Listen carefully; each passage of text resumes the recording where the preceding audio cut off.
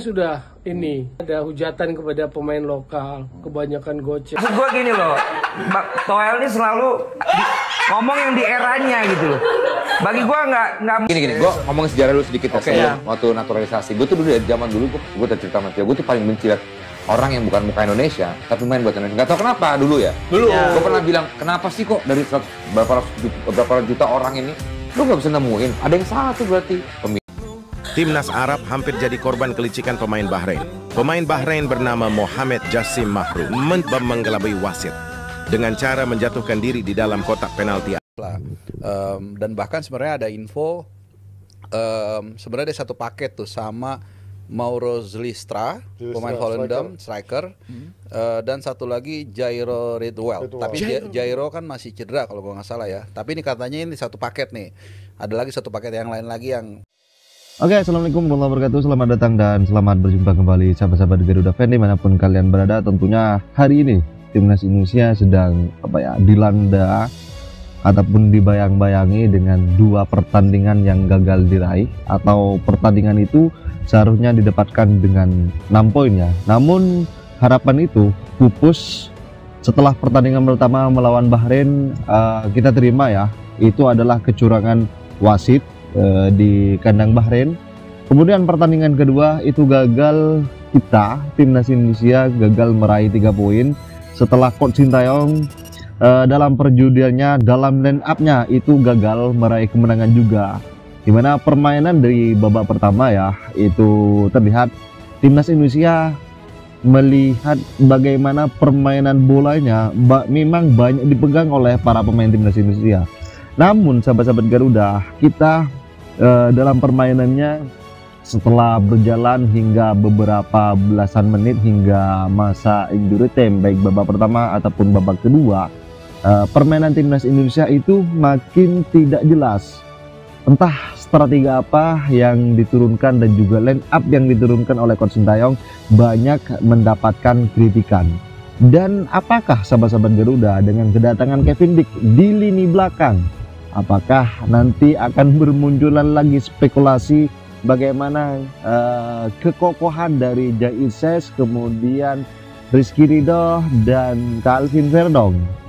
Dan kita ketahui bersama, kemarin kita melihatlah secara jelas bagaimana permainan timnas Indonesia. Banyak yang menyalahkan Mitch Hilger, banyak yang mengkritik Asnawi, banyak yang mengkritik Shaini Patinama, Nathan, dan juga bagaimana itu transisi permainan di lini tengah. Dan sahabat-sahabat Garuda, mari kita simak bersama persoalan naturalisasi. Siapakah yang bakal didatangkan oleh Bapak Erick Thohir, mulai dari 5 pemain yang menjadi sorotan baik di lini tengah, di lini striker, dan juga bermunculan lagi bagaimana soal dari perdebatan dari naturalisasi. Dan juga kita ketahui bersama, dan sahabat-sahabat Garuda biar gak salah paham, mari kita simak bersama. Waktu main bola 4 kali top skor kan, 2005, 6, 8, 9 Liga Indonesia. Eranya bareng sama Boas lah ya. Boas juga lagi top-topnya kan. Makanya kepantasannya ada di naturalisasi jadi bikin gol. Kalau membandingkan diri sekarang dengan striker yang ada, Struijk misalnya, merasa lebih pantas mana di depan? objection. Silakan.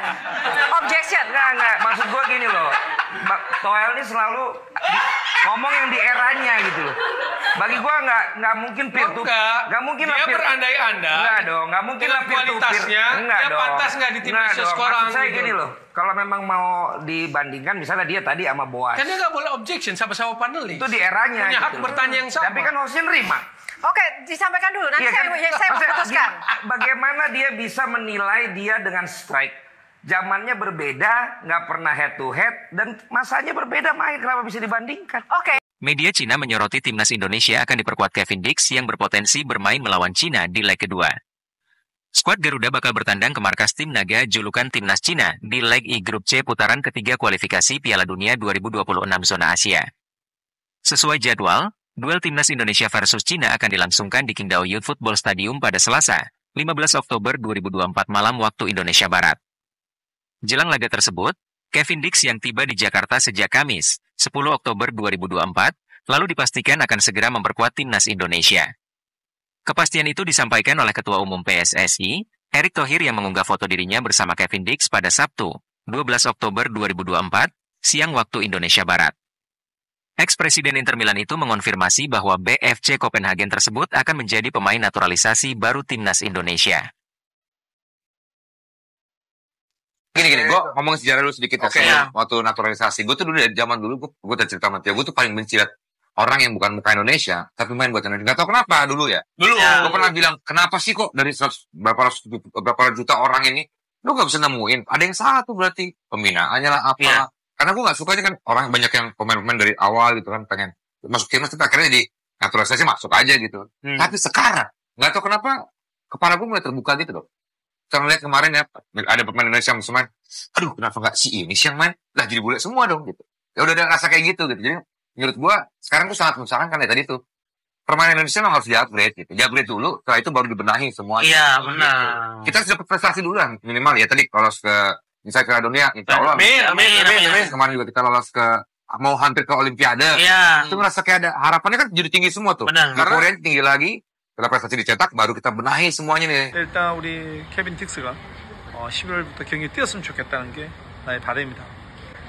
12월 달에 뛸 수 있다 없다고는 내가 판단할 수 있는 부분이 아니고 우리 협회나 우리 인도네시아에서 얼만큼 행정적으로 빨리 진행이 될 수 있는지에 대해서 내가 행정 업무를 보는 것이 아니니까 잘 모르겠고 내 개인적인 생각은 일단 우리 케빈 딕스가 11월부터 경기 뛰었으면 좋겠다는 게 나의 바람입니다. 5 pemain naturalisasi tambahan timnas Indonesia. Jairo Riedewald, pengalaman Jairo Riedewald mengawal lini tengah Crystal Palace akan sangat dibutuhkan timnas Indonesia yang memburu tiket Piala Dunia 2026. Pascal Struij, dalam pola 3-4-3 racikan Shin Tae-yong, Pascal Struij dapat membentuk trio kuku bersama Mes Hilgers dan Jai Itzes. Mauro Ziegestra, bertipe goal getter, penyerang 19 tahun ini dipercaya dapat menyelesaikan peluang sekecil apapun menjadi gol. Ula Romeni, selain Fassi diandalkan sebagai goal getter, Ula Romeni dikenal sebagai winger kananan lincah. Jayden Osterwolde, menjadi pemain andalan pelatih sekaliber Jose Mourinho menunjukkan Jayden bukanlah pemain sembarangan. Dan bahkan sebenarnya ada info, sebenarnya ada satu paket tuh sama Mauro Ziegestra, pemain Volendam, striker, dan satu lagi Jairo Riedewald. Tapi Jairo kan masih cedera kalau gue nggak salah ya. Tapi ini katanya ini satu paket nih. Ada lagi satu paket yang lain lagi yang lebih grade A, tapi ini agak lebih susah. Dia katanya nungguin pertandingan kemarin lawan Bahrain sama lawan China kita dapat poin penuh. Tapi kan kita kan kepleset kan, jadi agak susah tuh. Ya kalau Kevin Dix, ya again lah ya, dia tetap aja nih sebuah supply yang penting buat kedalaman skuad kita. Seperti kemarin misalnya ketika Hapner nggak main kan jadi agak shaky kan, walaupun sebenarnya ya Verdong bisa juga gitu loh. Nah, terus sedikit juga mungkin yang beredar kemarin kan katanya Jai itu scoring ya. Ini untuk klarifikasi November tuh bisa main karena kartu kuning dia di round 2 waktu lawan Vietnam ya kalau nggak salah itu nggak dihitung. Jadi dia firm bisa main, yang absen hanya Ivar Jenner. Which is kalau kita bicara kekuatan di. Tapi gue potong sorry Mak. Kalau misalkan besok nggak apa-apa katanya. Kalau misalkan besok yang kan kita lawan Jepang dulu baru lawan Arab ya. Dan dimajuin 1 hari loh itu. Kemarin kan kita si Jai kan kena kuning kan kemarin kan. Yang si Jai ya kena ya kalau lawan Jepang dia kuning lagi. Ya absen lawan. Iya baru absen. Di ronde yang sama. Nah itu yang kita harus pikirin ketika nggak ada Jai. Siapa nih yang gantiin gitu kan? Nah, yang paling penting juga adalah penunjukan kapten kan. Kemarin gue mengkritik Shin Tae-yong bahwa kenapa yang ditunjuk itu Asnawi. Memang gue tahu Asnawi itu secara hierarkis dia adalah kapten nomor 1. Tapi bagaimanapun juga Jai kita lihat he's got everything to be a leader. Kita bisa lihat bagaimana dia speech di ruang ganti, semua udah lihat mungkin luar biasa. Terus juga bagaimana dia menangani protes-protes di atas lapangan. Dan bahkan kemarin pun waktu lawan Bahrain ketika ada protes yang mana dia nggak memegang ban kapten tapi leadership dia kelihatan, dia malah maju buat with all respect ya dengan Asnawi kita nggak boleh hujat, tapi dia malah agak ngeloyor. Nah itu kan yang gue rasa bukan salah dia, tapi menurut gue di sinilah peran dari pelatih sebagai pembimbing. Lo harus bisa menunjuk orang yang tepat di posisi yang tepat. Ini berbanding terbalik ketika kita menghadapi Saudi. Ketika kita tahu area pertempuran akan ada di titik pertahanan, akan banyak diserang. Jai di sana ada dan dia jadi kapten firm. Kita bisa nahan Arab Saudi dengan gemburan-gemburannya.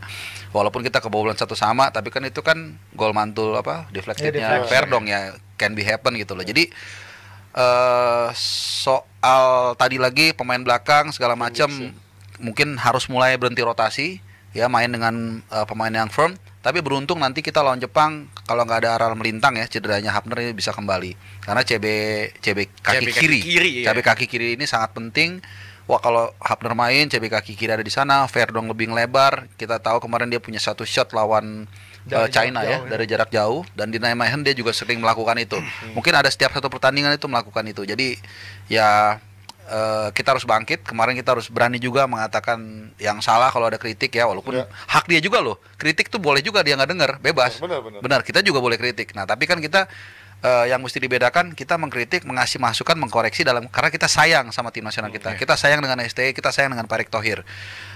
Bukan karena kita benci. Jadi semoga nanti lawan Jepang jangan dikatakan orang berat, mudah-mudahan kita lebih fokus lagi, lebih down to earth, lebih nggak aneh-aneh, sehingga mungkin kita akan nanti bisa paling nggak curi poin lah, walaupun itu gue tahu berat. Secara administrasi, tapi kan dari yang berkaca sebelumnya setelah salaman kan ada proses administrasinya sampai tanda tangan presiden, habis itu DPR. Nah itu dengan sekarang kita besok tanggal 20 ada transisi kepemimpinan, bakal terhambat ya tuh untuk proses itu nyampe bulan November nanti. Kalau lihat dari jarak waktunya kan sebenarnya di salaman jauh, harusnya cukup. Cuman ada agak sedikit gue jangan sampai salah kalimat. Ada sedikit tantangan karena ada pelantikan presiden. Betul. Ya, gue nggak tahu ya, Pak Erick Thohir mungkin berubah jalur itunya nanti. Sibuk nggak, masih sibuk. Memang gue udah dengar dari jauh hari tidak ada Bukan. Jauh hari. Jauh hari. Gue pikir Irfan Jauh hari. Ada yang komen, Ji, lu jangan motong-motong lu. Sorry. Nggak, kalau gue nggak apa-apa, teman-teman. Ini channel Bung Harpa. Ini biasa kita ngobrol gini ya, biasa nggak apa-apa. Jadi gue memang udah dengar, walaupun udah salaman sama Kevin Dix, memang dari Jawa hari gue tahu itu tidak ada pengambilan sumpah sampai 20 Oktober, sampai pelantikan presiden. Karena pasti sibuk lah, apalagi terakhir Pak. Harus ditekan DPR dulu. Iya, makanya pokoknya DPR juga lagi sibuk, semua lagi sibuk lah. Jadi sampai tanggal 20 tuh nggak ada. Makanya gue bilang waktu itu nanti setelah tanggal 20 Kevin Dix udah pasti udah salaman, tinggal diproses secara administrasi dan mungkin 2 pemain tadi. Tapi itu kan seperti yang juga Bang Arya sering ngomong, itu nggak gampang. Prosesnya banyak, lobby segala macam gitu. Jadi kita tunggu setelah 20 Oktober proses ini akan berjalan dan mudah-mudahan nanti pas lawan Jepang atau Arab Saudi atau enggak Jepang lah. Jepang itu paling penting kan. Itu dia udah bisa main karena kita nggak tahu kan, amit-amit ada pemain yang cedera atau mungkin apa segala macam, itu Kevin Dix bisa jadi pelapis lah atau bisa main inti mungkin.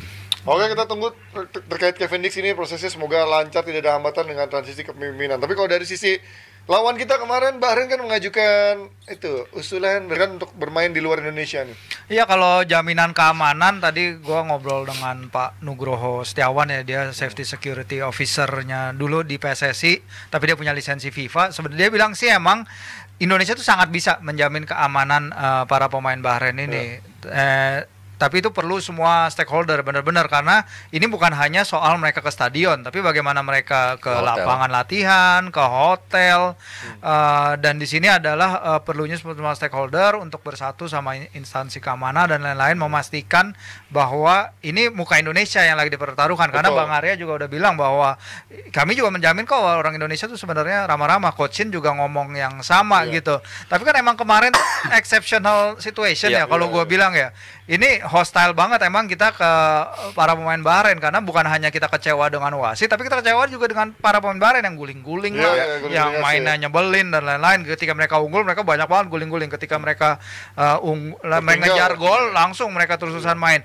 Jadi di sini dan harapannya emang Panuk itu cerita harapannya emang jangan mereka datang naik Barakuda, jangan datang naik kayak di liga kita gitu. Jadi pakai bus dan lain-lain, harapannya aman. Tapi dia bilang emang sangat bisa ya, asal semua itu bersatu jadi satu untuk melindungi. Dan nggak ada alasan juga bagi Bahrain, karena AFC itu emang biasa memindahkan laga karena alasan security. Itu biasanya kalau alasannya perang sebenarnya, geopolitik Iran sebenarnya lebih kebanyak Iran. Beberapa pertandingan AFC Champions League yang Persepolis, Istiqlal, klub-klub mereka itu bagian pun juga akhirnya gagal dapat poin ya karena menolak bermain. Iya, ada Iran, ada satu tim India yang ternyata mereka mau dipaksa ke Iran, mereka nggak mau, akhirnya dianggap gugur di CL2. Tapi timnya Al Nassr kan juga seharusnya main lawan Esteghlal apa lawan siapa gitu, mereka Esteghlal itu diminta nyari venue netral. Biasanya yang kayak gitu sih, karena dulu juga pernah kejadian 2020 itu karena situasi geopolitik juga si Iran harus pindah. Ini kemarin kan juga Iran Qatar kan dipindah nih main ke Dubai kan. Itu juga karena ya situation yang ada di Iran sekarang. Sebenarnya kalau nggak ada perang, nggak ada apa-apa itu ya seharusnya tetap aja. Sebenarnya ada juga membandingkan kan sama kemarin Piala Dunia U20 yang akhirnya dibatalkan. Tapi itu menurut gua perbedaannya itu sebagai venue yang host, kita nge-host satu event yang cukup panjang. Kalau ini kan cuma satu pertandingan 1 hari atau 2 hari yang gua rasa tidak akan bisa merepotkan dari sisi penjaminan keamanannya gitu kan. Kalau misalnya dari segi pengamanan tadi, gue percaya kita punya kemampuan lah. Buktinya selama ini nggak ada masalah kan. Bahkan kubu Irak pun udah memberikan statement ya, enggak kok, mereka baik-baik, bahkan cewek cakep-cakep kan gitu. Dan kebetulan memang Irak sama kita hubungannya baik di sepak bola. Mereka sangat respect, kita juga sangat respect. Di U23 kemarin juga kita saling menghargai lah kebetulan. Nah ini kan memang tadi yang Firzi katakan ada exceptional situation kan, di mana pemain Bahrain dan koleganya dan kawan-kawan itu berulah lah, sehingga akhirnya memantik emosi kita. Nah ini yang kita nggak bisa handle kolektif ini.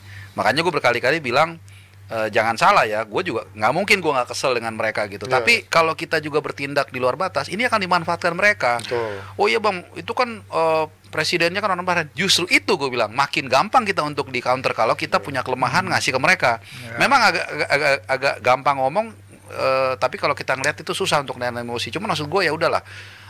Yang penting jangan sampai tadi Firzi bilang karena dipaksakan main di sini pakai barakuda, itu kan image-nya jelek. Ini orang yang teman-teman ini yang mungkin mesti paham gitu. Wah di sini ternyata nggak aman, mesti pakai tank. Soal barakuda itu kita kan kayak udah biasa ya. Tapi gue dulu pernah ngobrol sama Thomas Doll.